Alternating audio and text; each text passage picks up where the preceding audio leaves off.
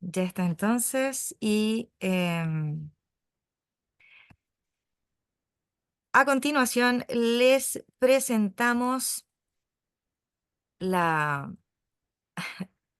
la sesión, la exposición. Quisiera presentar a nuestra expositora que va a impartir la sesión de hoy.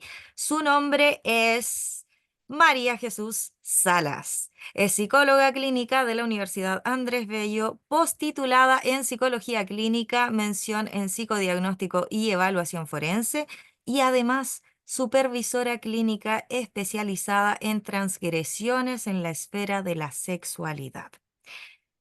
Les dejo entonces con María Jesús para que demos inicio a su presentación. Gracias, Trini. Bueno, mm, mm, mm. Ay, no puedo compartir la mía, Trini. A ver,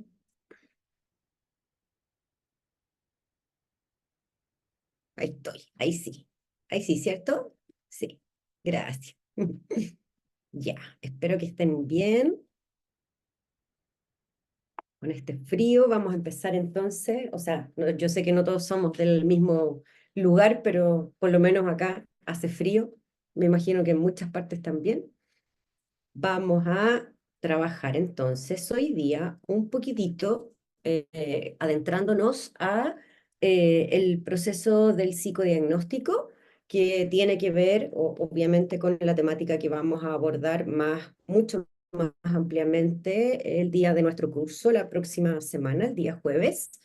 Y aquí me quise detener principalmente en un aspecto que tiene que ver con el rol o la participación que pudiesen tener tanto los niños, que en este caso son nuestro objeto, ¿no? de investigación, podríamos decirlo, no suena muy bien, pero objeto de investigación, en tanto son nuestro paciente índice en el momento del psicodiagnóstico infantil, ¿no?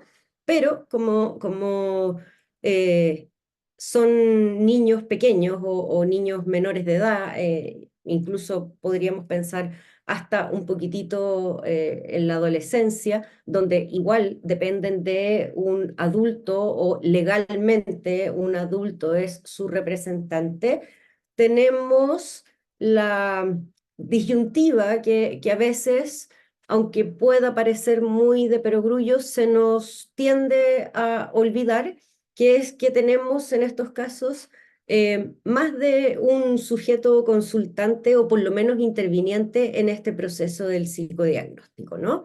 Entonces, vamos a ver algunos aspectos en los cuales, de qué manera podemos pensar, pudiésemos considerar a cada uno de estos distintos miembros o personas dentro de este proceso de psicodiagnóstico, ¿no?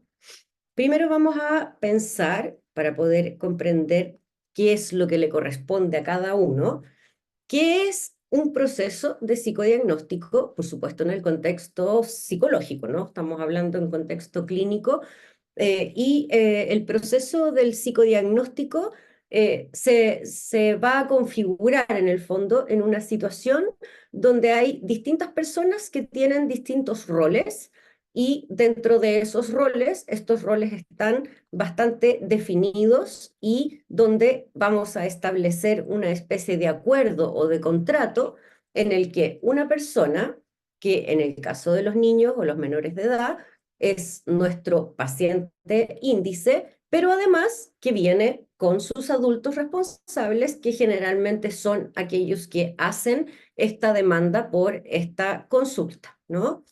Entonces estas personas piden ayuda ¿a quién? A un psicólogo, que en este caso seríamos nosotros, quienes de alguna manera, al recibirlos en la consulta y dar inicio a este proceso psicodiagnóstico, aceptamos este pedido de ayuda y nos comprometemos en este contrato, que también nos convoca a nosotros, a satisfacer de la mejor manera posible lo que ellos nos están solicitando, ¿no?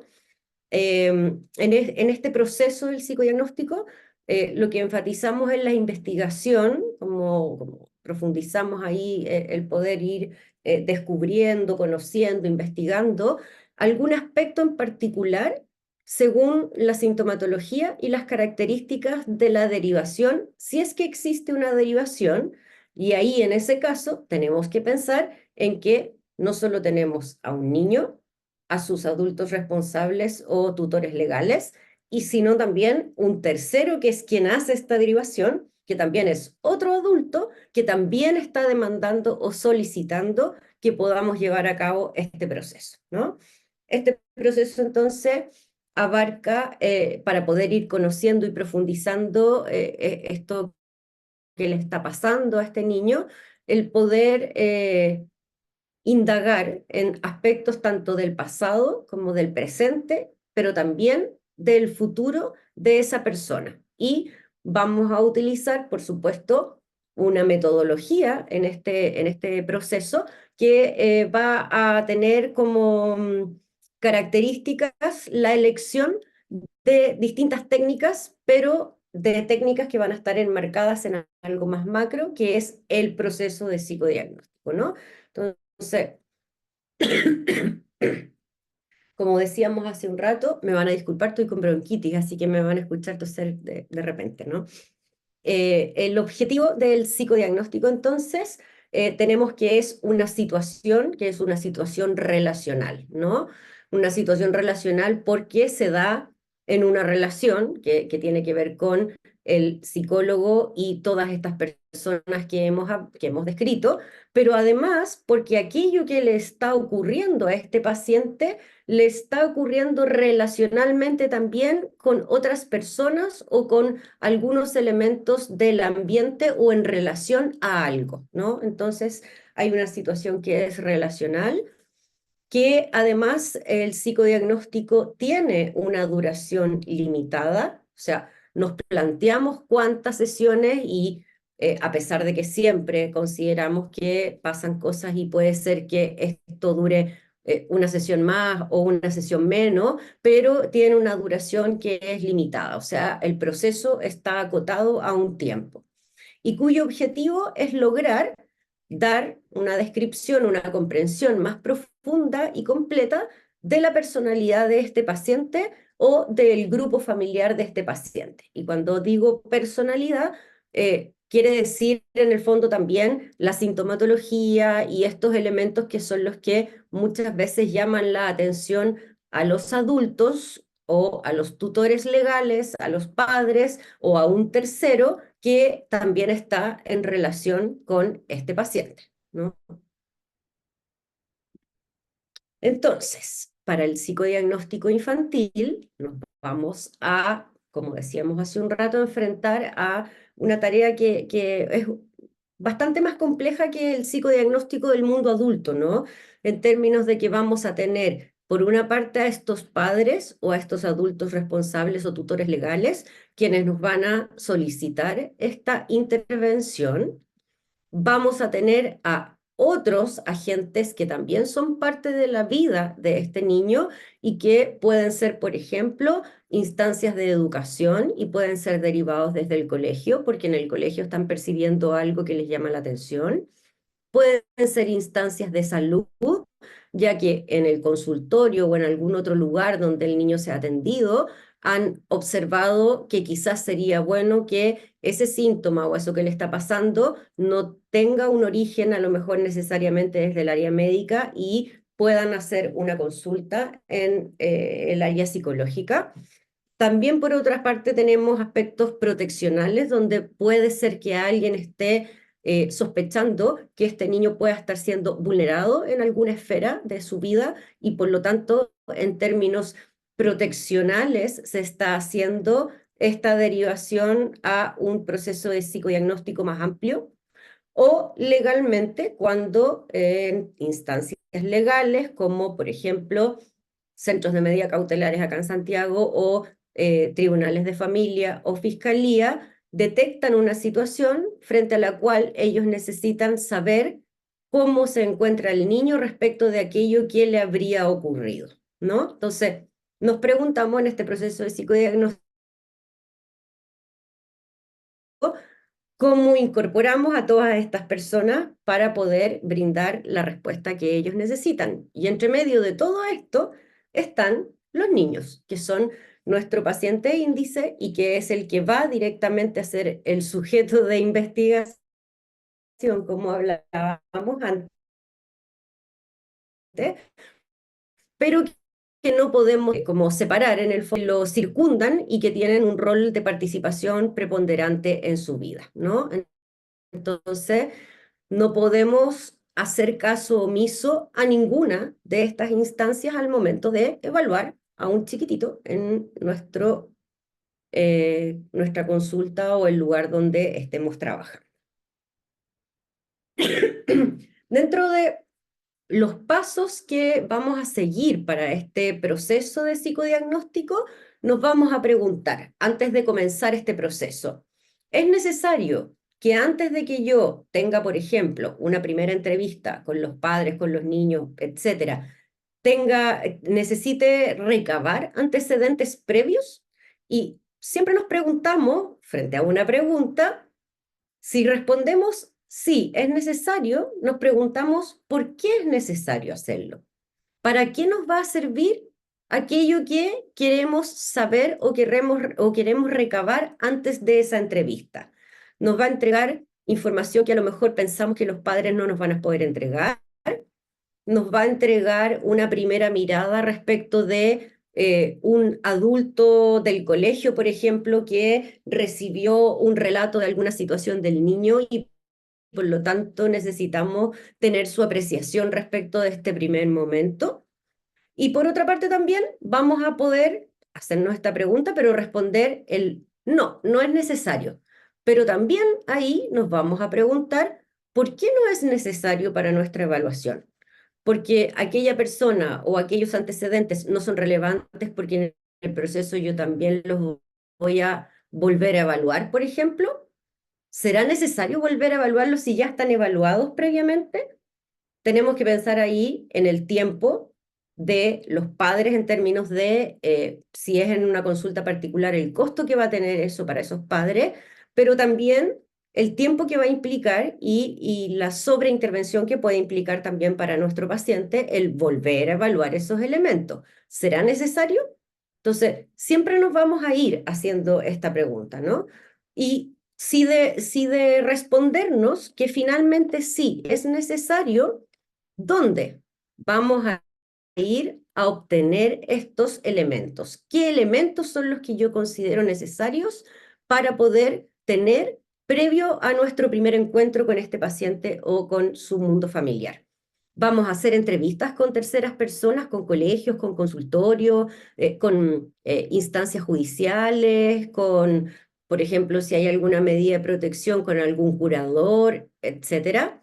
Vamos a solicitarle informes a la mamá, por ejemplo, el jardín infantil del niño, vamos a solicitar los informes que emitió el colegio del periodo anterior al cual el niño asistió, etcétera. Hay otros elementos que podemos considerar. Habrá grabaciones de algún proceso que se haya hecho en algún lugar y que podamos rescatar y que se nos puedan facilitar. Entonces, vamos a ir viendo qué es lo que a nuestro juicio, según lo que pensamos que vamos a ir a evaluar, necesitamos tener previo a este proceso. ¿Por qué y para qué? Y dentro de este proceso, entonces, vamos a tener los pasos o las fases, ¿no? de este momento ya de la evaluación en sí misma, ¿no? Vamos a tener como primera instancia una instancia de encuadre, ¿no? Que es tremendamente importante y muchas veces se pasa por alto la idea de el explicarle tanto a los adultos del entorno de este niño, ya sean las familias o quienes están a cargo legalmente, como los colegios, por ejemplo, de qué se trata el proceso del psicodiagnóstico, qué es lo que vamos a hacer en este proceso, ¿no?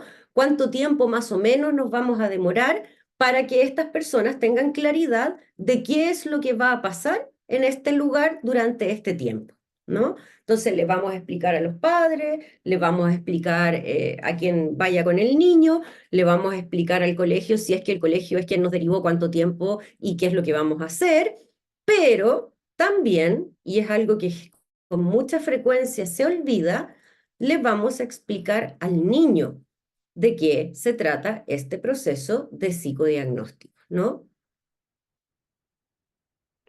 Muchas veces los padres, por supuesto, manejan más información, son ellos quienes van gestionando las cosas que se les van solicitando o que ellos mismos consideran que necesitan gestionar, pero muchas veces esa información, a pesar de que nuestro protagonista es el niño y al que se supone que le están pasando cosas y tenemos que tratar de dilucidar qué, es al que no le llega la información. Entonces, tenemos muchas veces que nos enfrentamos a situaciones donde en una primera entrevista tenemos a un niño que no tiene idea a qué viene, que nadie le ha explicado en qué lugar está, que nadie le ha dicho quién es esta persona que está en este lugar preguntándole cosas, y tenemos a niños que piensan que vienen al doctor, que vienen donde una amiga a jugar, que vienen donde una tía que no sé qué, donde una profesora que les va a enseñar ciertas cosas. Generalmente, cuando les dicen que es una doctora, vienen con el susto, por supuesto, de que les van a poner una inyección o les van a dar algún remedio. Entonces, tenemos que explicarles al niño también en este proceso quiénes somos, qué es lo que vamos a hacer y por qué lo estamos haciendo. Una vez que tenemos este encuadre, que también se lo explicamos a los padres, ¿no? Ahí no me detuve en eso, porque uno tiende a dar por como con un supuesto que los padres entienden de qué se trata esto del psicomundo, ¿no? Y cuando uno está metido en el psicomundo, se le olvida que hay mucha gente que no tiene por qué saber del psicomundo, ¿no? Como que uno si va a ciertas instancias que no tienen nada que ver con el psicomundo, probablemente nosotros tampoco vamos a entender nada. Entonces, también le explicamos a los padres de qué se trata esto, ¿no? De qué se trata el proceso de evaluación, de qué se trata el proceso psicodiagnóstico, qué hacen los psicólogos, para qué están ahí los psicólogos. Los papás tienen ideas erradas también ahí, como de que a veces como de que los psicólogos fuéramos a tener como una varita mágica y mejorarle a los niños, o como que los psicólogos un poco como que tenemos una bola mágica y podemos mirar a través de los ojos y de la cabeza de los pacientes, y no entienden que esto no se trata de adivinar, de cosas, sino que es efectivamente una tarea de investigación basada en distintas pruebas que vamos a ir explicándoles, y de un proceso que es bien pensado y que es criterioso y que es ético y etcétera, ¿no? Entonces, vamos a llegar a este primer momento de nuestra entrevista inicial, y en esta primera entrevista inicial nos vamos a preguntar, ¿vamos a hacer esta primera entrevista inicial solo con los adultos? ¿Vamos a hacer esta entrevista inicial solo con el niño y los adultos van a quedar afuera esperando? ¿O vamos a hacer esta entrevista inicial solo con el niño, solo con los adultos, o con el niño con los adultos, ¿no? Esa es la idea. Ahí está mal configurado. Entonces, y al igual que cuando nos preguntábamos qué información vamos a pedir y si la necesitamos o no, aquí también nos vamos a preguntar por qué y para qué, ¿no?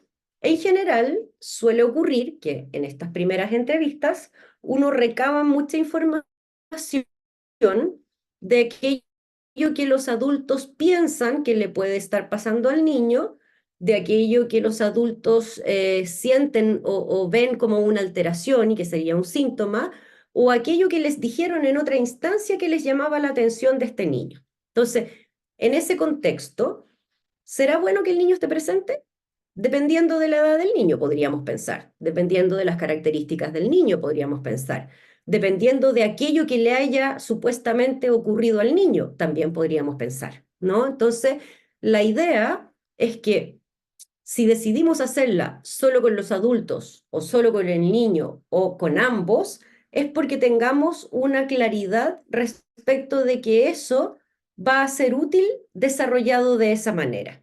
En general, yo que trabajo en áreas de vulneración de derechos, en las primeras entrevistas recabo muchos antecedentes de lo que habría verbalizado el niño, de lo que los adultos habrían visto, de los relatos, de las informaciones, y no voy a incorporar al niño a esa entrevista porque sería, a mi juicio, una revictimización hacerlo escuchar de nuevo todo aquello y yo poder preguntar tranquila los detalles que quiero saber, pero sin la presencia del niño para que el niño no se sienta, obviamente, angustiado con la temática, ¿no?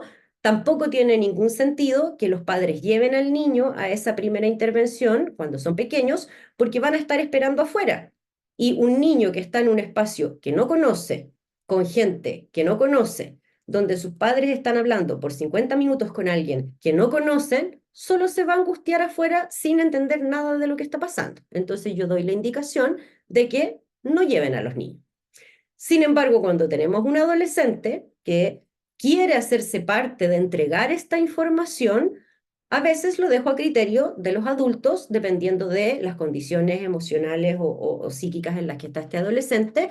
Y en esos casos, a veces hago la primera entrevista con el adolescente y los padres, que puede aportar información también en la misma línea o en una línea un poco más controlada en términos de que él es el agente que entrega su información. O sea, él tiene el control de lo que está diciendo y lo que no está diciendo. Después haré otra entrevista si es que necesito, seguramente pedir algunos otros datos del mundo de los adultos, y haré otra entrevista con los adultos aparte, ¿no? Entonces, vamos a ir pensando de esta manera cómo armamos esta entrevista inicial. El psicodiagnóstico además tiene hitos que son parte de su proceso y los hitos fundamentales en el fondo, que es que nos permite conocer al paciente y nos permite conocer también a su grupo familiar o a sus adultos significativos. El proceso del psicodiagnóstico nos permite ir generando hipótesis respecto de qué será aquello que le está ocurriendo, ¿no? Son hipótesis que nos podemos plantear, las que nosotros consideremos que sean necesarias y las que nosotros consideremos atingentes a la situación que está ocurriendo.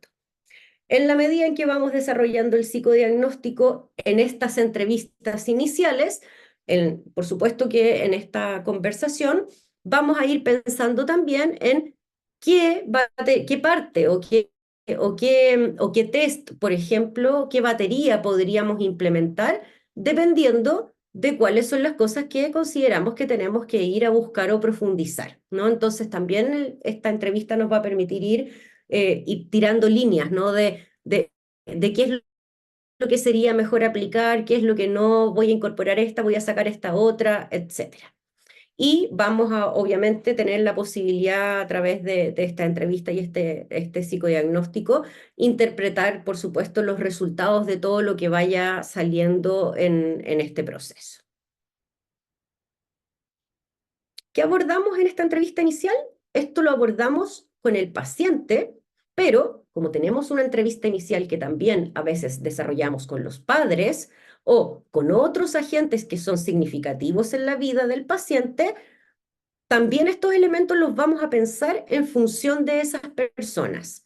Lamentablemente, por eso no hay tanto psicólogo que trabaje en infancia, probablemente en consultas particulares, porque esto es como tener tres pacientes a veces en uno, ¿no? Entonces uno tiene que recabar esta información en distintos niveles, ¿no?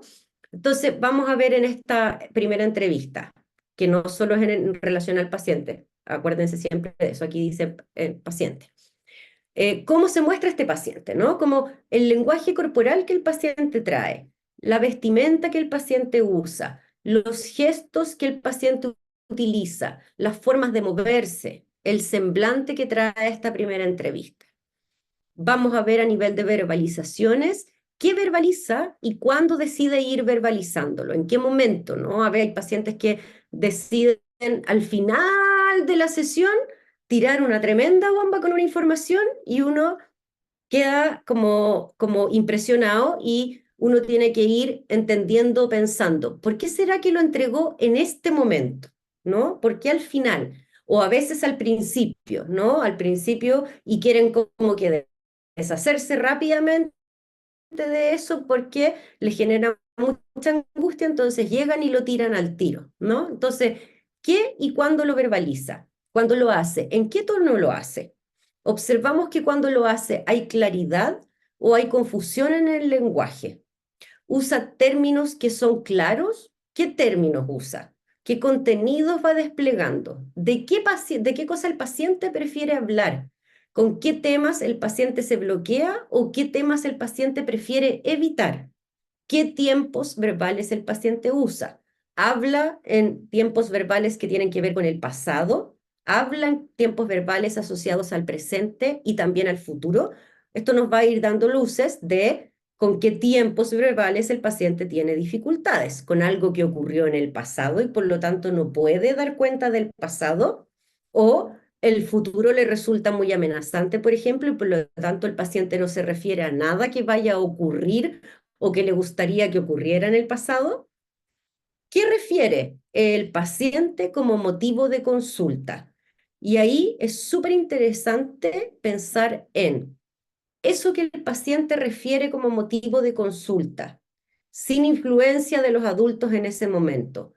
¿Es lo mismo que los adultos refieren como motivo de consulta del niño? Y si no es lo mismo, es interesante ahí pensar por qué para esos adultos este es el motivo de consulta, pero por qué para el niño ese no es el motivo de consulta y el motivo de consulta es el otro, ¿no? El motivo de consulta que da el paciente es un motivo de consulta manifiesto o latente, o sea, habla de algo que parece sí, un conflicto, pero a veces superficial o a veces, incluso a veces ridículo, a veces chistoso, o a veces uno dice, no lo veo tan complejo. ¿Qué hay debajo de eso? ¿Cuál será realmente el motivo de consulta del paciente? ¿Será ese o será que no quiere meterse en el motivo real porque efectivamente contactarse con eso le genera mucha angustia, ¿no? Presenta coherencia o discrepancia entre lo verbal y lo no verbal, o sea, aquello que el paciente va narrando se condice con cómo se va comportando, con cómo lo vemos, con los gestos que hace, con los movimientos, con si baja la mirada, con si se mueve, con si se pone inquieto, con si se echa para atrás. ¿Qué es lo que nos hace sentir a nosotros en términos de la contratransferencia que va generando este paciente con uno, ¿no? ¿En qué lugar nos está tratando de instalar este paciente, ¿no? Como en el lugar de la persona que les va a solucionar la vida, la persona que les va a dar las respuestas que nadie les ha dado, un lugar que a veces tiene, en el caso de los niños, muchas veces un tinte medio materno cuando uno es mujer. ¿En qué lugar te está instalando el paciente, ¿no? Establecemos también en este proceso de esta primera entrevista, por supuesto, un rapport que sea adecuado, o sea, vamos a tratar de que se sienta dentro de todo lo más cómodo posible, pero considerando que es una instancia donde vamos a evaluarlo y por lo tanto es incómoda, pero vamos a tratar de que sea lo más adecuado posible para que puedan aparecer los contenidos que necesitamos que vayan apareciendo, ¿no? Y que por lo tanto vayan en concordancia a que ese espacio tiene que estar pensado para las características que presenta nuestro paciente. No vamos a hacer un rapport o no vamos a tener un ambiente o un encuadre o lo que sea igual con un niño de 2 años al que tenemos con no sé, adolescente de 13, ¿no? Entonces, tiene que estar muy pensado en función de eso, pero siempre para poder promover que los contenidos puedan ir apareciendo. Mientras el paciente se despliega, vamos obviamente nosotros planteándonos hipótesis en nuestra cabecita de qué es lo que podría ir pasándole a este paciente y por lo tanto vamos a ir eligiendo, como les decía, las pruebas que nos podrían ir ayudando a dilucidar con mayor agudeza estos elementos, ¿no? ¿Qué test aplicamos, ¿no? ¿En qué secuencia los voy a aplicar, ¿no? Como porque no siempre los aplicamos en la misma secuencia. Hay ciertas formas estándar, pero a veces hay que como todo en la vida y muchas veces en la clínica, hay que cambiar, modificar y ser flexible. Entonces, vamos a aplicarlos en qué secuencia, con qué tiempo o con qué ritmo lo vamos a hacer. Y vamos a tener también, así como tenemos esta entrevista con los niños, vamos a tener también esta entrevista con los adultos responsables, donde además de a estos adultos responsables aplicarle y observar los mismos criterios anteriores en los adultos, vamos además a los adultos a preguntarnos o preguntarles en el fondo, no, no directamente, pero indagar cosas que nos permitan responder la pregunta de ¿qué vínculo une a estos adultos? ¿No? Entre ellos, solo entre ellos, sin considerar al niño. ¿Cómo el niño se incorpora a este vínculo? ¿No? Entonces, por sí solos primero y después, cómo ese niño se instala dentro de este vínculo. ¿Cómo es el vínculo que cada uno de ellos ahora por separado mantiene con el niño? ¿No? Cómo es el vínculo ahora que el hijo o que ellos dicen que el hijo tiene con ellos, o sea, al revés. Cómo es el vínculo de cada uno de ellos por separados con el hijo y del hijo con cada uno de ellos por separados. Vamos a darnos un tiempo importante a otro aspecto que a veces lo pasamos también muy superficialmente, que es la anamnesis, donde vamos a recabar la mayor cantidad posible de antecedentes en términos de la historia de estos adultos responsables de este niño y de este niño en esta historia, ¿no? ¿Por qué la anamnesis es tan significativa? Es porque la anamnesis es lo que nos va a permitir establecer una línea base de funcionamiento de este niño. Todo aquello que se venía desarrollando de determinada manera, sea alterado o no, pero que se venía desarrollando de determinada manera, en algún momento, en alguna de esas áreas, algo cambió. Y entonces vamos a ver que aquello que está antes de este cambio es nuestra línea base y va a ser lo que nos va a permitir comparar con la situación actual, ¿no? Y por lo tanto, muchas veces de ahí se detectan los síntomas, ¿no? Entonces, este niño venía con este desarrollo de esta manera hasta aquí y de aquí para acá algo cambió. Entonces, nos vamos a tomar el tiempo para desarrollar una anamnesis en la mayor cantidad de áreas posibles de desarrollo y de la historia de esta familia. Vamos también en la entrevista con los padres a evaluar la capacidad de los padres o del adulto responsable de que uno le pueda ir devolviendo ciertas cosas pequeñas, pero que muchas veces son cosas que son incómodas de escuchar, ¿no? No sé, algo que a uno le pueda parecer que va por una línea de que a lo mejor el paciente pueda estar presentando ciertos miedos en torno a X cosa y lo vamos a ir devolviendo sutilmente, o en algunos casos no tan sutilmente, porque esto nos va a permitir tirar algunas luces del pronóstico de cómo podría ser el proceso de tratamiento después con estos padres, ¿no? O sea, estos padres son capaces de tomar lo que uno les dice o no son capaces de tomarlo. Estos padres son capaces de ver aquello cuando uno se los muestra o lo niegan y no lo ven, o se enojan, o se frustran, o atacan al terapeuta. Y eso es eventualmente lo que se va a ir replicando probablemente en el proceso de terapia más adelante, ¿no? Entonces, para la planificación de la batería, tenemos que tener en consideración que como parte del proceso psicodiagnóstico elegimos una batería y podríamos llegar a cometer algunos errores en la elección de, por ejemplo, acotarla demasiado y quedarnos cortos de elementos que nos permitan profundizar ciertas áreas o prolongarla demasiado, ¿no? Y que se convierta casi que en un proceso de intervención donde no terminamos nunca o donde queremos seguir evaluando otras cosas u otras cosas, o no nos queremos desprender del paciente, por ejemplo, o los padres de repente son muy demandantes o nos generan a nosotros una sensación de amenaza que necesitamos tener la mayor cantidad de cosas posibles para poder entregarle a estos papás, ¿no? Entonces, ojo ahí con eso. Vamos a elegir la batería, por supuesto, considerando el conflicto del paciente, que ya lo habíamos hablado, considerando el conflicto de los adultos que están a cargo de este niño y cuáles son los conflictos que los adultos plantean que el niño podría tener, ¿no? O sea, tengo el motivo de consulta o aquello que el paciente dice que es su problema, pero también tengo aquello que dicen los padres que es el problema y por lo tanto voy a buscar algo que abarque todo aquello, ¿no? Y dentro de lo posible, dependiendo de las características del niño, vamos a considerar utilizar una batería que abarque tanto elementos que implican verbalizaciones, como por ejemplo podría ser el CAT, así como también el área lúdica, que tiene que ver con el juego, por lo tanto podríamos usar una hora de juego diagnóstica, y elementos desde la gráfica, y podríamos utilizar entonces los test proyectivos gráficos, ¿no?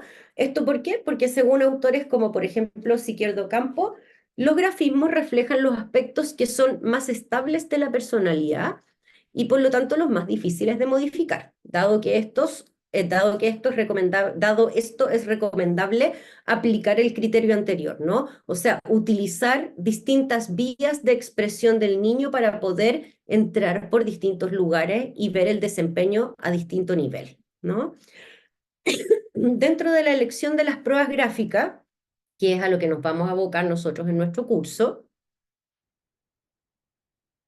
y que es muy propio del mundo de los niños, y como estamos evaluando niños, entonces las pruebas gráficas son tremendamente significativas. Según lo que queramos evaluar y profundizar las temáticas, vamos a ir eligiendo cuál prueba gráfica aplicamos.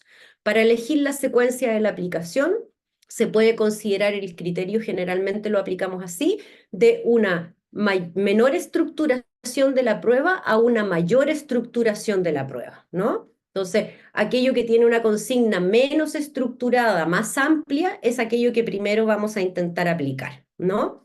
Así también entonces para la elección de estas pruebas, como les decía hace un rato, vamos a considerar el conflicto tanto del paciente como lo planteado por los padres, pero también como lo planteado por los otros adultos que eventualmente hicieron la derivación. Sin duda, las pruebas gráficas constituyen una metodología de evaluación que nos permite acceder a lugares que en muchas ocasiones lo verbal oculta, ¿no? Lugares donde el control que intentamos tener a través de decir o no decir ciertas cosas no siempre juega ahí de esta misma manera y por lo tanto al paciente se le sale, ¿no? La información porque no puede controlarlo a través del dibujo, ¿no? Presenta, como les decía, en esta misma línea un valor comunicativo importante, en tanto es un lenguaje en el cual el ser humano puede transmitir con menos trampa su mundo interno, ¿no? Son propios del mundo cotidiano de los niños y los ayuda también a transmitir aquello que los niños muchas veces no pueden verbalizar, ¿no? A veces tenemos, dado que los niños son una etapa temprana del desarrollo, muchas de sus experiencias no están simbolizadas siempre por el lenguaje, puesto que muchas de ellas ocurrieron antes de que ese lenguaje se consolidara, el lenguaje verbal. Y por lo tanto esas experiencias quedan inscritas desde un lugar distinto de la narrativa y a veces pueden aparecer a través de el cuerpo, las gráficas u otras vías que no tienen que ver con el narrar. Dentro de la batería proyectiva, las técnicas gráficas se instalan con mucha fuerza por diversos motivos, dentro de los cuales que son muy importantes en el fondo tienen que ver con la economía que implica el utilizar estas técnicas. No necesitamos muchos elementos o elementos que encontramos casi en todas partes. Así también son rápidas y por lo tanto el tiempo también es una riqueza de tiempo y de recursos, como la información clínica que nos pueden transmitir si es que tenemos los conocimientos necesarios para poder hacer el análisis de manera seria y profunda. Los materiales que vamos a necesitar para las aplicaciones de las pruebas gráficas en general tienen que ver siempre los mismos: hoja tamaño 4A, lápiz grafito, goma de borrar, lápices de colores de madera opcionalmente, si es que queremos hacer versión cromática. Si no queremos hacer versión cromática, hacemos acromática y no los necesitamos. Y fundamental, fundamental, fundamental, un marco teórico de referencia que nos permite comprender e interpretar de manera apropiada aquello que está dibujando o representando el niño. Si no hay un marco teórico a la base, sea cual sea el que queramos elegir, pero si no lo hay, va a ser de una pobreza tremenda el análisis de las pruebas gráficas y van a perder una cantidad de información tremenda y también el sentido de la aplicación de esto en el proceso. Los principales test gráficos que utilizamos en general acá en Chile, por lo menos en mi área que tiene que ver con vulneración de derechos y que tienen que estar debidamente, se me fue la palabra, eh, después la voy a encontrar. Son los validados, esa es la palabra, que están debidamente validados. Tenemos el test del dibujo libre, tenemos el test de la casa, el árbol y la persona, que es el HTP, el test de la persona y sus variantes, donde está dentro de ellos, por ejemplo, el persona bajo la lluvia, los test de la familia y sus variantes, donde dentro de ellos está el test de la familia cinética actual, que es la que vamos a trabajar la próxima semana en el curso. El test del dibujo libre nos va a permitir, por ejemplo, tener un punto de partida bastante agradable para los niños y para el proceso del psicodiagnóstico y la aplicación de pruebas, y es una consigna amplia, ¿no? Es generalmente un buen punto de partida. Nos va a permitir explorar tanto el motivo de consulta latente de nuestro paciente, o sea, cuál es su motivo de consulta que está realmente a la base, así como también cuál es la fantasía de curación que tiene el paciente respecto de ese problema. Entonces, nos brinda una tremenda información. Por su parte, el test de la casa, el árbol y la persona, según diversos autores, porque aquí hay distintos autores que hablan de y que se han dedicado, por supuesto, a hacer estudios, nos va a permitir explorar distintas cosas. Uno, observar la imagen interna que el paciente tiene de sí mismo y de su ambiente. Y, por ejemplo, en la casa vamos a poder observar elementos asociados a la percepción que tiene el niño respecto del cuerpo del niño o el interior de la madre o la imagen materna que el niño ha ido internalizando en su desarrollo o, por ejemplo, el hogar parental. El árbol, por otra parte, según autores dicen, nos va a hablar de aspectos más inconscientes del sí mismo. También hay algunos autores que dicen que nos va a dar elementos acerca de la imagen de autoridad o de la imagen paterna internalizada por el niño a lo largo del desarrollo. Y la persona, por otra parte, nos va a decir que, en tanto se parece mucho más es evidente que es una persona, nos va a hablar de la autoimagen más cercana a la conciencia y a la relación que esta persona establece con el medio ambiente. Por su parte, el test de la persona bajo la lluvia, si sabemos que el test de la figura humana en el fondo nos va a entregar información de la percepción de sí mismo que representa el niño en esta hoja, el test de la persona bajo la lluvia, en tanto es una variable de la figura humana, nos va a entregar información respecto de la percepción que tiene ese niño de sí mismo, pero bajo contextos de adversidad. O sea, frente a un problema, frente a un conflicto que esté teniendo en este momento, cómo se percibe el niño. Y nos va a también dar elementos asociados a cuál, cuáles pueden ser las formas de hacerle frente a estos conflictos, o sea, las defensas que utiliza frente a ese conflicto.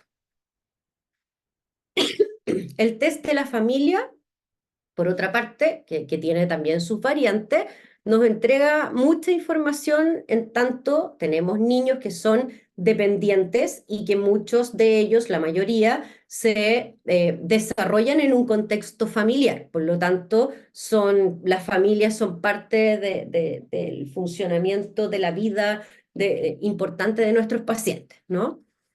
nos va a hablar de la percepción de sí mismo en su grupo familiar, de la percepción que tiene el niño de cada uno de los miembros de este grupo familiar, de la percepción de las vinculaciones que establecen los distintos miembros de este grupo familiar, la percepción de los roles que le asigna el niño a cada uno de estos participantes de este grupo familiar, las fantasías que el niño puede tener en torno a la familia, etcétera.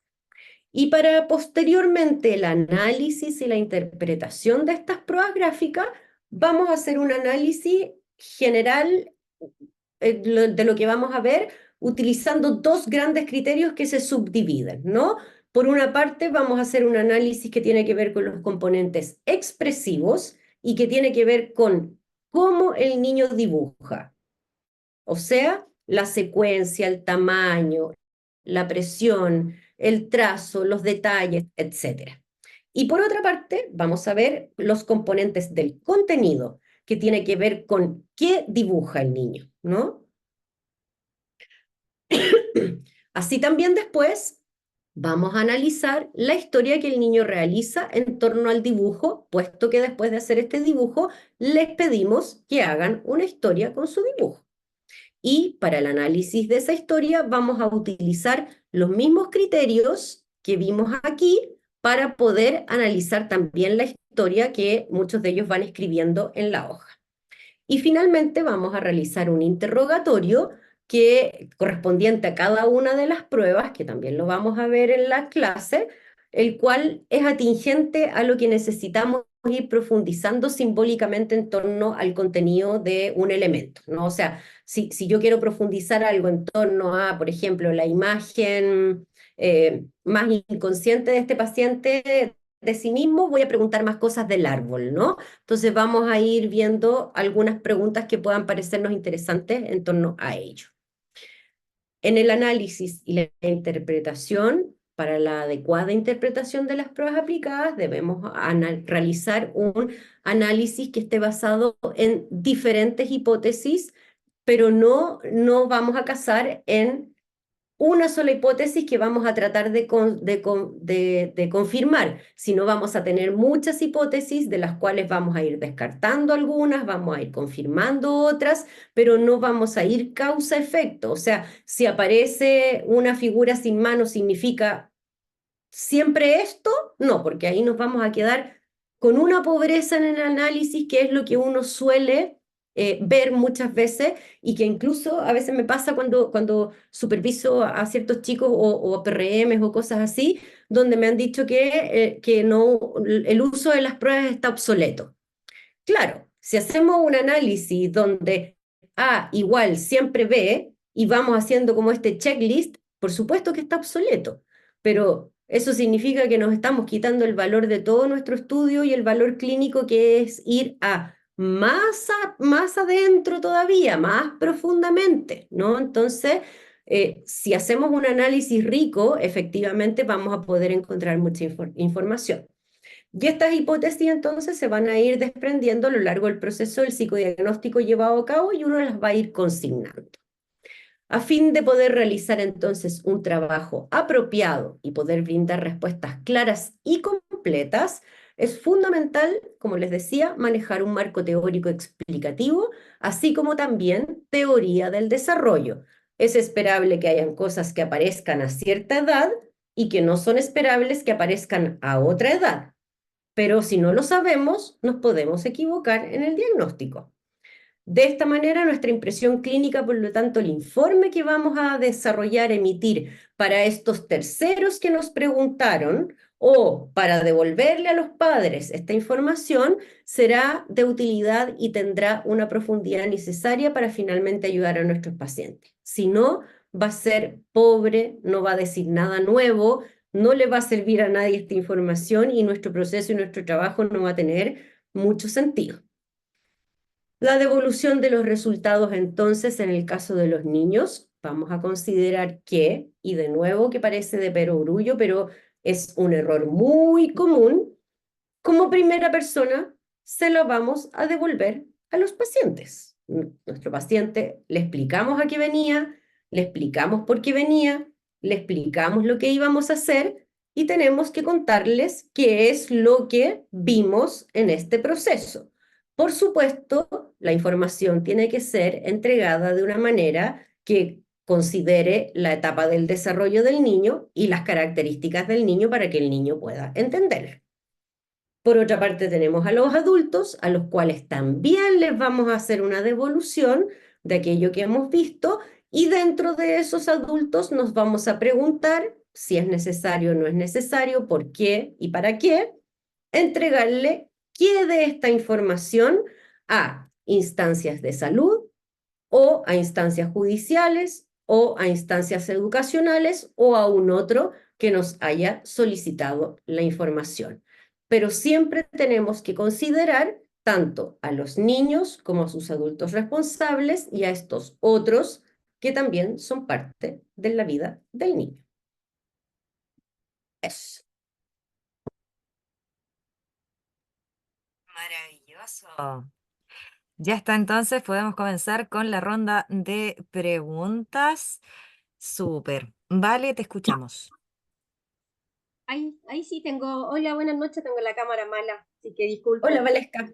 Hola, bueno, comentar primero que yo no soy psicóloga, soy trabajadora social y trabajo en una escuela municipal, una escuela pública, básica de prekinder a octavo. Cuento, bueno, yo soy parte de un equipo de convivencia escolar y trabajo en dupla con psicólogos. Pero resulta que, bueno, siempre me ha llamado y me ha agradado mucho el área de salud mental. De hecho, siempre he tomado cursos de ADIPA y todo eso. Entonces, siempre es más que pregunta, no sé, un consejo o alguna sugerencia, porque no es que uno quiera invadir el terreno propio del psicólogo, pero me pasa lo siguiente, que yo, por ejemplo, hay niños o niñas principalmente que tienen mucha vinculación conmigo, como no sé pues, si es por género o quizás distintas razones se pueden dar. Entonces, por ejemplo, a veces me dicen, tía, lléveme a su oficina. Yo de repente digo, no sé si finalmente para correrse, y me ha resultado que las hago y finalmente ellos me comentan situaciones que saben que pasan en la casa, porque ellos ya saben lo que es una labor de trabajadora social. Pero me pasa que a veces no sé cómo empezar a abordar una entrevista.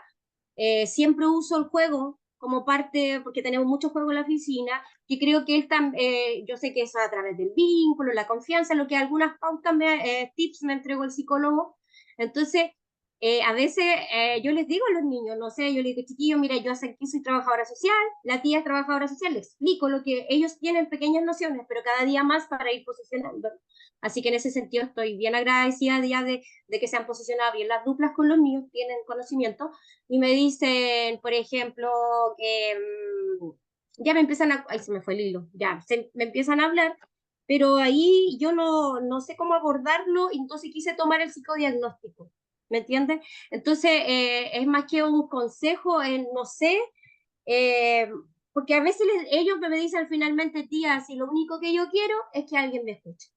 Y yo digo, bueno, será que, bueno, lo escucho y retroalimento y le aconsejo de la vida, no sé. Entonces, eso es, no sé si es pertinente.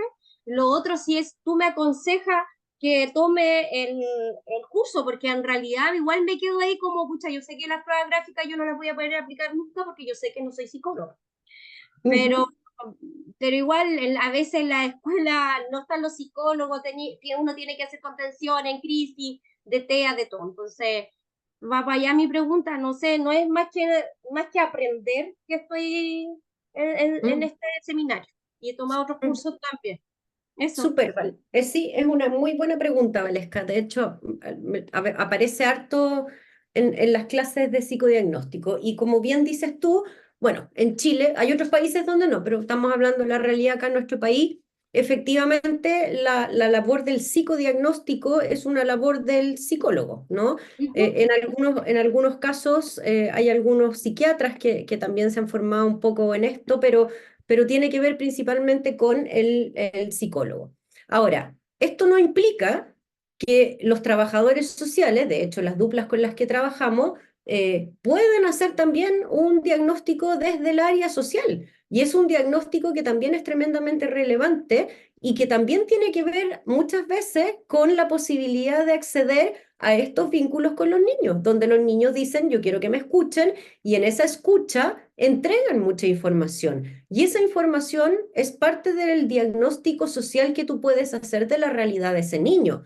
No es necesario meterse a hacer o aplicar pruebas o algo. Ahora, por curiosidad uno puede aprender montones de cosas, puede ser interesante, entretenido, etcétera, pero desde el área de tu expertise, que también me pasa con los profesores en los colegios, que también preguntan mucho, y desde el área de expertise del profesor, del trabajador social, hay una cantidad y una riqueza enorme en la profundidad de las evaluaciones que pueden hacer, y de repente siento yo que están muy centrados en la labor como del psicólogo, como en que el diagnóstico es desde la parte psicológica, y desde la parte escolar, desde la parte social, hay un montón de información que se puede sacar, y a través del juego, a través de la escucha y a través de montones de cosas, uno puede acercarse al mundo psíquico de esos niños y de los pacientes, que después tú entregas esa información a otra persona que complementan y tienen una tremenda cantidad de elementos para hacer un psicodiagnóstico y tener una respuesta o un cuadro armado en la cabeza mucho más rico que si trabajamos de manera independiente. Entonces, el juego es una muy buena estrategia, pero no necesariamente. Hay que ponerse a aplicar pruebas que son propias del mundo de los psicólogos para poder hacer un proceso de diagnóstico con los niños.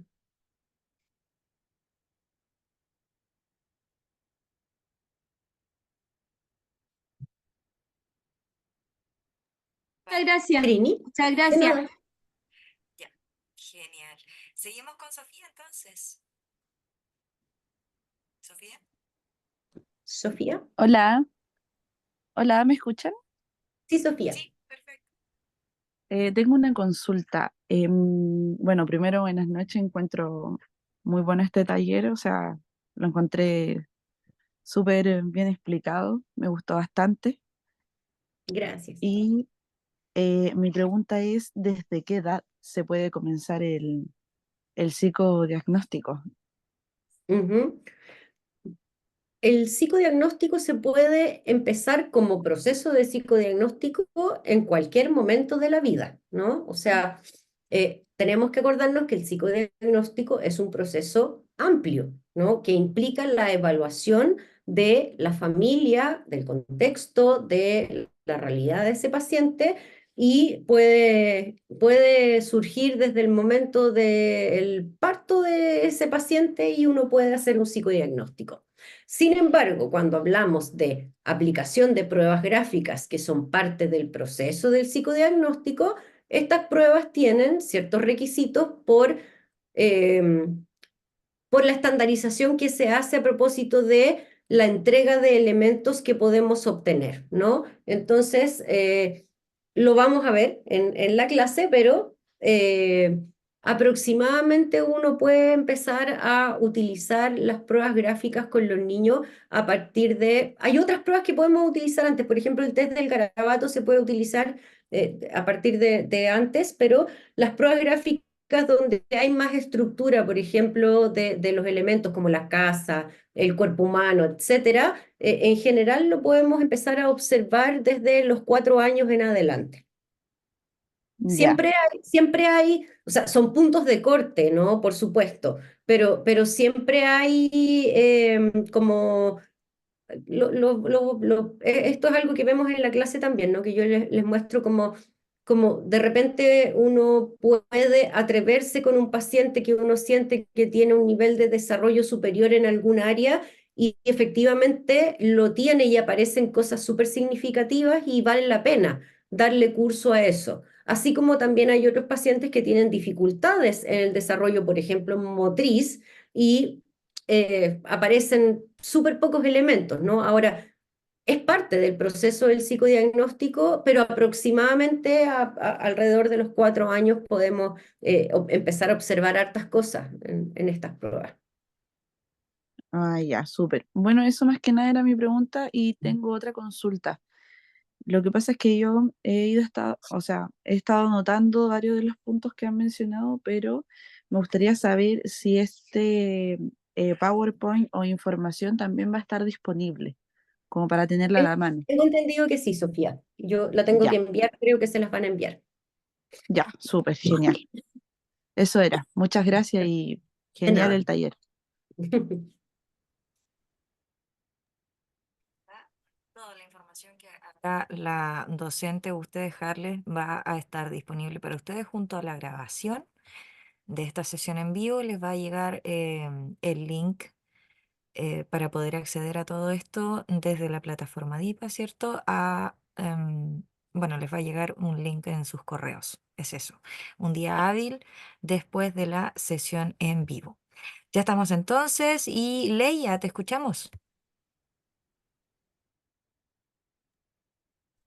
Hola, muy buenas noches a todos. Me disculpo por mi voz, igual tengo bronquitis. Bueno, Somos- presentarme yo, bueno, soy psicóloga, igual desde el área de protección. Trabajo actualmente en una residencia acá en la tercera región. Y bueno, Ujú, dentro de eso tengo que hacer obviamente psicodiagnóstico para dar respuesta a tribunal de familia. ujú, El rango etario de la residencia es de 0 a 18 años. Ya tenemos esta ujú, madre adolescente, entonces es muy amplio, digamos, la batería y los instrumentos a utilizar. ujú, Em, pero me ha pasado principalmente, y la pregunta va dirigida a que, ¿qué pasa, por ejemplo, en el caso de que como no se separa el setting con el lugar, digamos, donde viven los niños? ujú, ¿Cómo hacer para que, por ejemplo, al aplicar un instrumento, una prueba, el niño no se distraiga y pueda seguir las reglas, digamos? Porque pasa mucho de que, por ejemplo, uno le explica y realiza en el cuadro con el niño lo que se va a realizar, ¿cierto? Lo que se va a realizar en ese tiempo determinado, explicándole también que es un espacio en donde tiene que mantenerse, ¿cierto? Y tratando de adaptarse, obviamente, a la etapa del desarrollo del niño se le explica, pero obviamente como ven el lugar de manera cotidiano, no lo visualizan como un espacio separado de su quehacer cotidiano, entonces obviamente les cuesta más seguir las reglas y el encuadre. Y se tienden a distraer y al final no terminan el dibujo, o dicen, tía, mejor me voy a ir a jugar a otro lado, o no, ¿sabe qué? Me aburrí y se van. Entonces como que me ha pasado en algunas ocasiones, no siempre, pero sí ha pasado. ¿Qué puedo hacer en ujú. en esa situación, digamos? Bueno, en esas situaciones que igual puede, o sea, entiendo que en el contexto de las residencias, como yo también he trabajado en residencia, ocurre, ¿no? Los niños se mueven con más soltura, como en estos espacios y transitan sin sin mucho de aquello que uno le da a la consulta o a los centros donde los niños van, ¿no? Que es como esta cosa un poco más solemne, podríamos decir. Entonces, en general, por ejemplo, nosotros lo que hacíamos cuando trabajábamos en la residencia era que obviamente la aplicación de estas, o el proceso en el fondo de esta evaluación o psicodiagnóstico no se hacía en cualquier lugar, se hacía en la sala donde trabajaba generalmente la psicóloga y los niños tenían un conocimiento de quién era la psicóloga, qué es lo que hacen los psicólogos, la oficina de la tía, y que se asistía a ese espacio, no con la frecuencia que se iba a otros espacios, ¿no? Entonces, en esos casos nos tomábamos mucho más tiempo para poder trabajar el encuadre. Y lo otro es que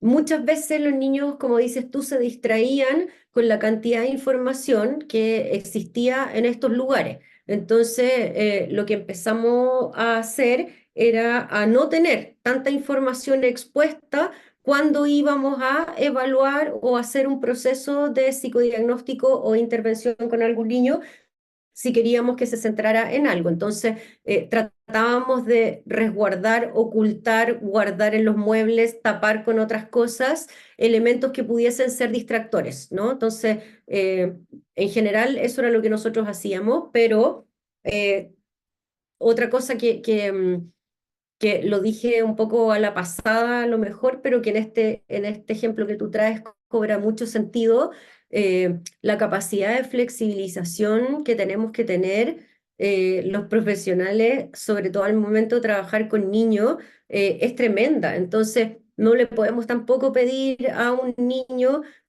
que se adecue 100%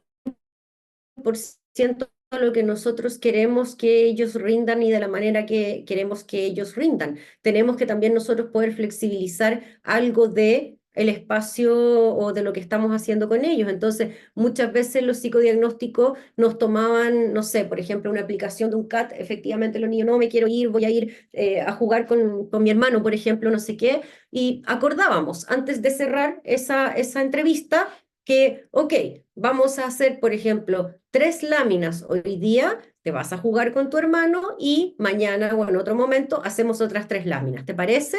Y hacíamos un compromiso, lo firmaban, como que le dábamos también un poco de carácter de solemnidad, pero la realidad siempre se impone, pues, y uno trabaja en esa realidad también, entonces tratamos de ajustarla lo más posible dentro de las posibilidades, valga la redundancia, y, no y tenemos que aprender a flexibilizar también.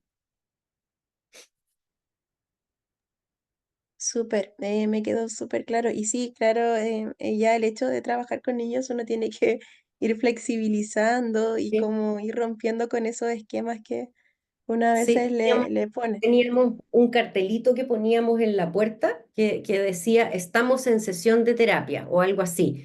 Y cuando hacíamos estas evaluaciones, colocábamos este cartelito para darle también una idea distinta a este espacio que es la oficina de la psicóloga donde puedo entrar y salir cuantas veces quiera, ¿no? Como que le dábamos esa solemnidad.